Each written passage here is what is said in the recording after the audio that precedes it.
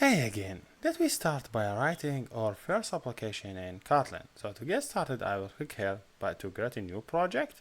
Then from here I select this one, Kotlin Java, from Java, Kotlin Java, and I click next. Here I will name my project name. Let me name it Kotlin Udemy Demo. Okay. So this is my place for where my project live. Then I click finish. It will take some time until he will create all project for me. So waiting for it until everything get ready.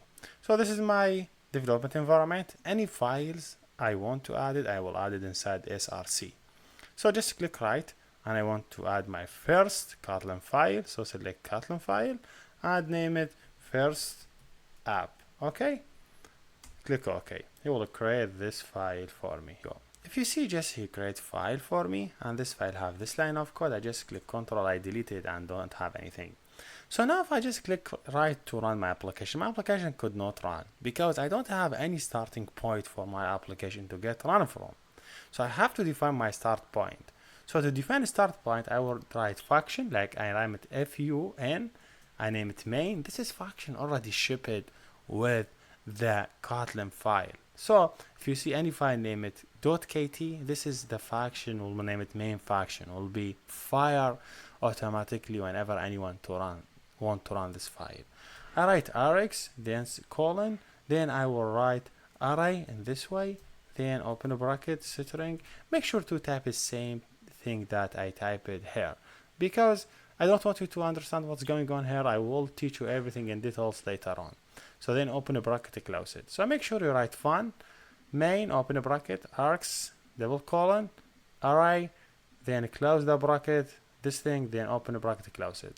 All your code goes here. So all code, your code, any code you will want to run, it will goes between these two brackets. Why? Because now if I just click right, see he defined a starting point. You now understand from where you have to start. When I click run, he will directly go to this function and he will start running the content of this function step by step. What this argument mean? This is input argument to this function to get run. You don't need to know about details of this argument. We will discuss in details.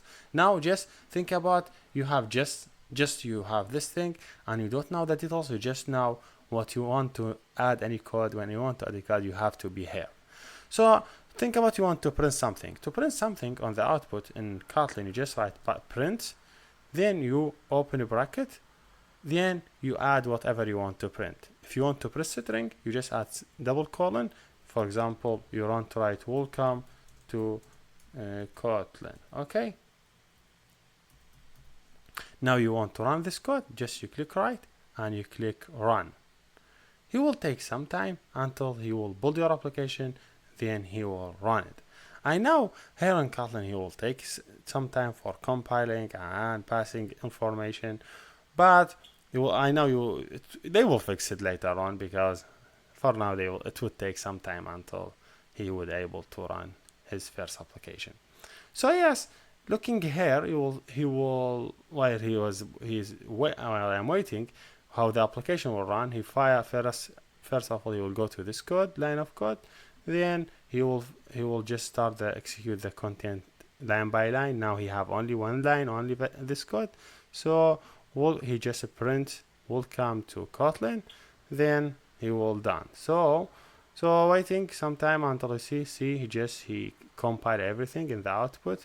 He just compiled the things for you and he converted first up to class C++. So now you will see the output here. If you see, whatever I highlight here, I wrote welcome to Kotlin, he printed in the output screen welcome to Kotlin. If you want to print another thing, like another print statement, let me suppose here you have another print statement. So you save a print, you write hi Hussein. Okay, but now what's going on? If I just click run, he will recompile everything. He will take Kotlin, convert it to Java, then he build it. So it's not converting to Java, I just converted to executable. As you saw in the output file, he just convert this file to the executable file.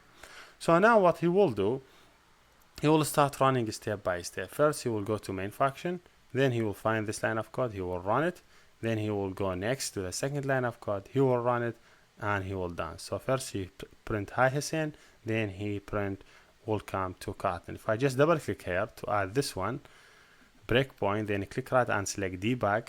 Why breakpoint and debug? So because I want to show you how the application will run step by step. You will see a lot debugging later on. The idea of debugging it allow me to show you how the application will get executed step by step. So this is really interesting part for you to understand from this lecture, like how the application runs step by step. So if you see here, he just stopped on this line. See output, I don't have anything. If I want to go see how this code runs, so when this code run, he will put on the screen hi Hussein. If you see, he print hi Hussein. Then if I just click run again, he just bring welcome to Kotlin. If you see how the application runs step by step, this line, then this line. This important part you have to take out from this session. So the application get run step by step. So just stop it. What about if I want to add Hussein in line and welcome to Kotlin in line? Just add /n, print ln. That means he will print this one in line, then print this one in a new line. Now if you just rerun it, he will print hi Hussein in one line, then he print welcome to Kotlin in other line, because the print line, that means hey, take this content and print it on the specific line on the screen. Then you have another print line, that means hey, take this content also and print another line. So hey, print line, that means take this one, print it on the line. Then you have another print line, hey, take this one and print it on another line.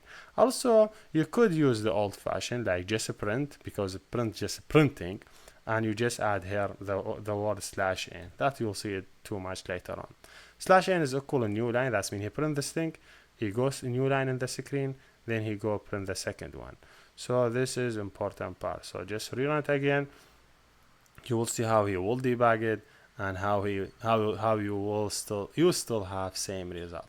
So a print don't have to have only string inside it. You could print anything, like see, you still have same result. So as I told you, print doesn't have to have only string. You could have print number, like print 3. You could see now 3 on the output, because this is just print statement. You could print string, integer, float, whatever. So just what you have to take out from this session: the application runs step by step. See, this is the 3. The application executes step by step, and also do you have main function for application to get started. Here we done, and thank you for watching, and see you next.